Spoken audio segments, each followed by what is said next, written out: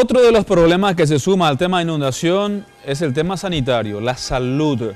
Hay un solo puesto sanitario, por ejemplo, en la zona de Tablada.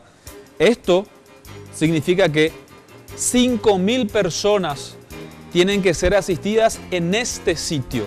Una realidad que en algunos casos suele sobrepasar la capacidad de este centro asistencial, la capacidad de los profesionales que se encuentran atendiendo en este sitio. Este miércoles las instalaciones estaban vacías y es que el médico Adrián Hernández, como en años anteriores, fue a buscar enfermos que no pueden llegar hasta la unidad sanitaria debido a alguna discapacidad o por las inundaciones. Por día recorre más de 10 hogares. Generalmente tenemos 3 agentes comunitarios que son los que recorren diariamente la comunidad. Ellos son los que captan los pacientes y la necesidad que tienen algunos pacientes de que el médico llegue hasta el domicilio de ellos, ¿verdad? Ya sea porque ya tienen alguna enfermedad que les impide movilizarse, ¿verdad? Puede ser que ya tengan una enfermedad por la cual estén encamados o que sea transitoria, ¿verdad? En algún momento que tengan algún tipo de fiebre o alguna otra patología que les impida levantarse en ese momento. A la par de estas visitas, la unidad de salud familiar atiende a más de 50 personas por día, entre las 7 y 15 horas.